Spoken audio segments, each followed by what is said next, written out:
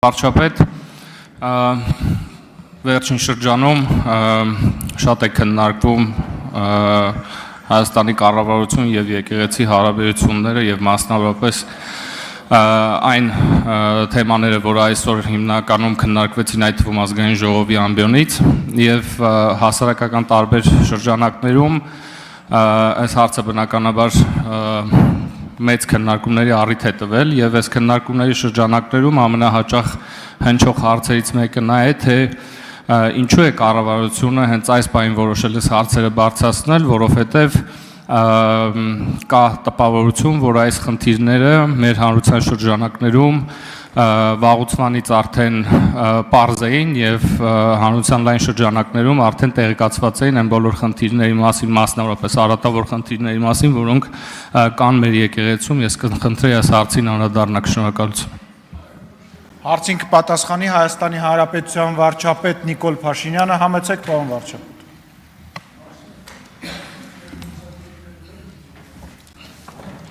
Շնորհակալ եմ պարոն Աղաջանյան հարցի համար։ Այսօր իրականում լրագրողների հետ զրույցի ընթացքում նրանք նույնպես տվեցին այդ հարցը, թե ինչու հիմա, երբ այդ ամենը բոլորը գիտեին, ես ձեզ էլ պիտի խոստովանեմ, որ ես երկար ժամանակ առանձնապես լուրջ չեմ վերաբերվել այդ բոլոր լուրերին, ինչի մասին այսօր ասում եմ, որովհետև դե մտածել եմ մանավանդ այսօր մամուլում ինչի մասին ասես, ինչ ասես գրում են եւ ես չեմ մտածել, որ դա նման բան ընդհանրապես հնարավոր է, որքան էլ դա միամիտ հնչի եւ պիտի ասեմ նաեւ, որ իմ լրագրողական գործունեության ընթացքում էլ ես չգիտեմ ինչպես է դա պատահել, բայց ես այդ թեմաների հետ առնչվելու առիթ չեմ ունեցել,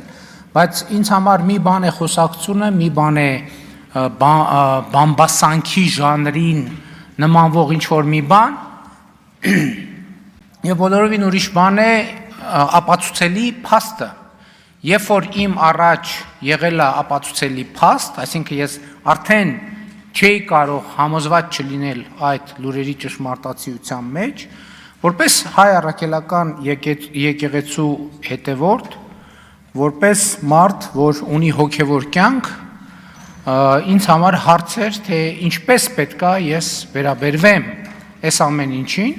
եւ ինձ համար պարզ էր, որ ես այդ ամեն ինչին պետքա վերաբերվեմ համաձայն հայ առաքելական եկեղեցու ավանդի եւ կանոնների։ Եվ ընդ որում այսօր խոսում են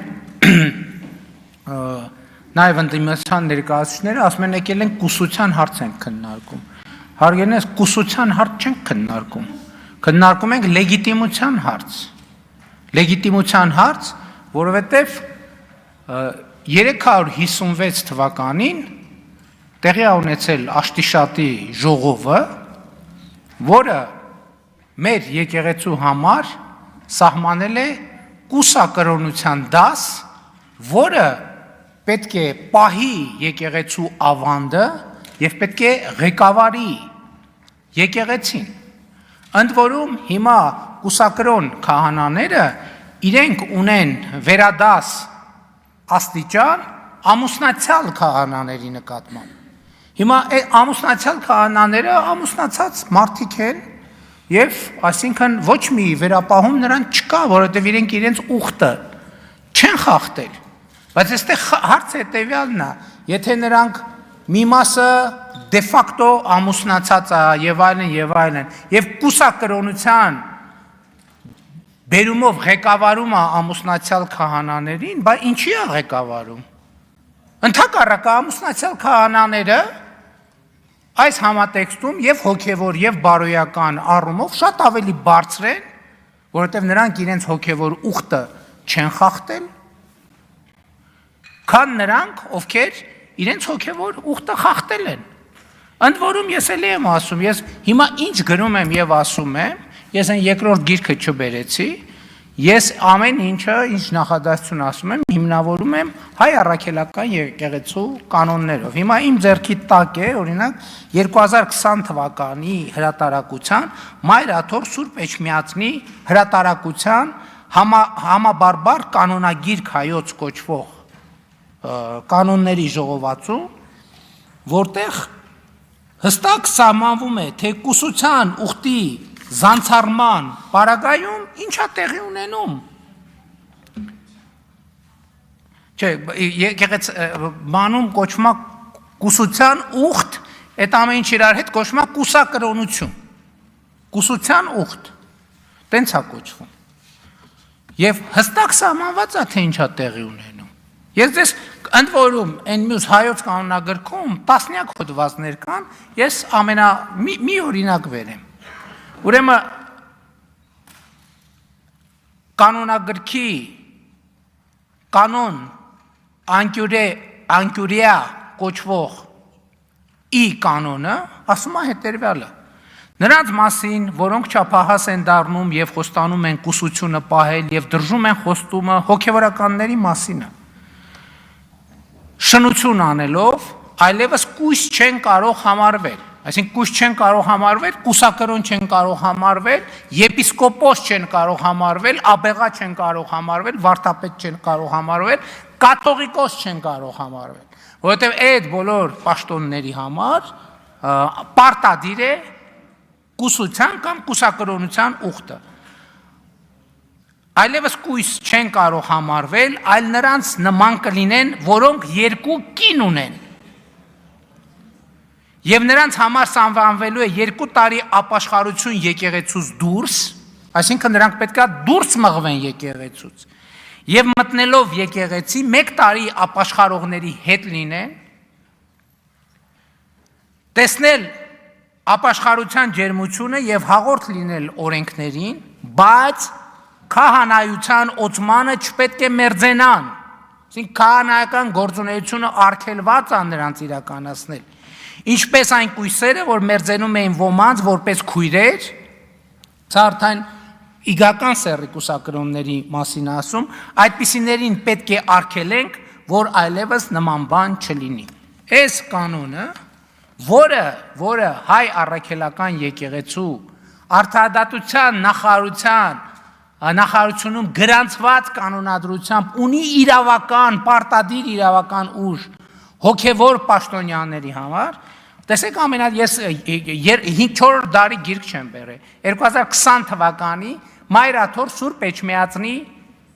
պաշտոնական հրատարակություն կանոնների պաշտոնական ժողովածու։ Այս ժողովածուն ասում է, որ օրինակ Կտրիչ Ներսիսյանը կաթողիկոս չի ինքը իրավունք չունի հաղորդակցվել մեր եկեղեցու սրբությունների հետ, ինքը եկեղեցից կանոնը ասում է եկեղեցուց դուրս պետք է մղվի եկեղեցուց, եւ ինքը իրավունք չունի, եւ նրա կողմից սրբություններին դիպչելը անգամ սրբապղծություն է, այստեղ ընդդիմությունը մի ուրիշ բաներ էր ասում, կներեք շատ չեն, ասում է եկել են եկեղեցու ներքին գործերին խառնվում են, Ժորժ ջան, այդ մեր եկեղեցին է, ո՞նց ենք մենք մեր եկեղեցու ներքին գործերին խառնվում։ Այդ մեր եկեղեցին է, այս մեր ուխտն է, այս մեր ավանդույթն է, եւ կոնկրետ Կտրիչ Ներսիսյանը եկեղեցու իրավական պարտադիր ուժ ունեցող օրենքի համաձայն ինքը եկեղեցուց դուրս է, արձագանքեք։ Համեցեք արձագանք։ Շնորհակալություն պարոն վարչապետ, եւս մեկ հարց, մեր ընդդիմախոսները հաճախ այս քայլերը եւ այս հարցադրումները կապում են եկեղեցու քաղաքականությամբ զբաղվելու համատեքստում իրենց բնորոշմամբ ռեպրեսիաների, կառավարության կողմից իրականացված ռեպրեսիաների տեսքով եւ ես անկեղծորեն նաեւ ինքս կուզեի այդ համատեքստում մեր կողմից այդ հարցը բարձրացնել, իսկ ընդհանրապես արդյոք եկեղեցին իրավունք ունի ծավալել այն գործունեությունը, որը վերջին 1 եւ ավել տարիների ընթացքում ծավալում է եւ մանավանդ այն համատեքստում, երբ մեզ մեղադրում են հակասահմանադրական ընդհուպ գործունեության մեջ, կուզեի անդրադառնալ եկեղեցի կառավարություն հարաբերություններին այս համատեքստում, այսինքն կառավարությունը մտնում է եկեղեցու ներքին գործերի մեջ եւ հակառակը եկեղեցին մտնում է քաղաքականության մեջ։ Պարոն Աղաջանյան, տեսեք, եկեղեցին քաղաքականությամբ զբաղվում էր 2020 թվականին։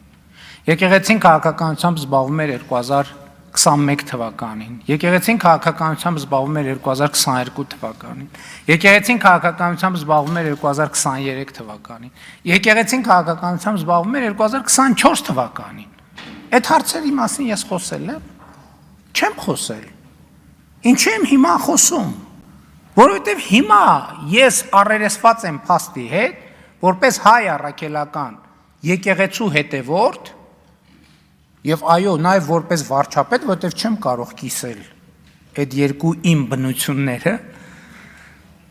առերեսվել եմ փաստի հետ, որ մեր սրբության սրբոցում տեղի ունենում պղծություն։ Հասկանում եք, ես տեղի իմ ոչ միայն իմ, բայց այդ թվում նաեւ իմ սրբության սրբոցում տեղի ունենում պղծություն։ Ես գիտեք, ես հոգևոր զգացմունքներ ունեցող մարդ եմ եւ դա երբեք չեմ էլ թաքցրել։ Ես ասենք Սուրբ Զատիկը եւ Սուրբ Ծնունդը ուղերձով եմ հանդես գալիս եւ սաղմոս եմ արտասանում։ Ես երբեք իմ հոգևոր զգացումները չեմ թաքցրել։ Եվ ես հիմա առերեսված եմ այս փաստի հետ։ Ես մի կողմից մեր եկեղեցին մեր սրբության սրբոցը, մյուս կողմից իմ ու Աստծո հարաբերությունները։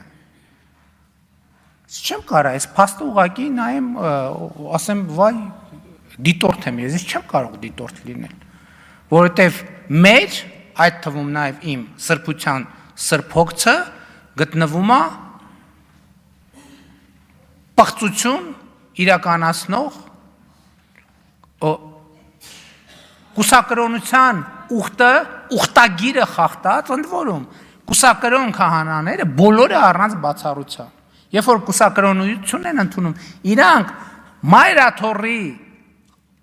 խորանի առաջ ծնկաչոք տեքստ են արտասանում, երդվում են, որ չեն երդվում, որովհետև նոր կտակարանը ասում է մի երդվիր, ասում են, որ ուխտը ստանձնում են եւ խոստանում են, որ կուսակրոնության ուխտը ստանձնում են կամավոր եւ խոստանում են, որ կպահեն, հավատարիմ կմնան եւ կվարեն պարկեշտ կյանք եւ այլն եւ ստորագրում են այդ թուղթը։ Իրենք իրենց ստորագրած թուղթը խախտել են։ Ոնց կարանք մենք թույլ տանք, որ վեհարանում գտնվի մի մարդ,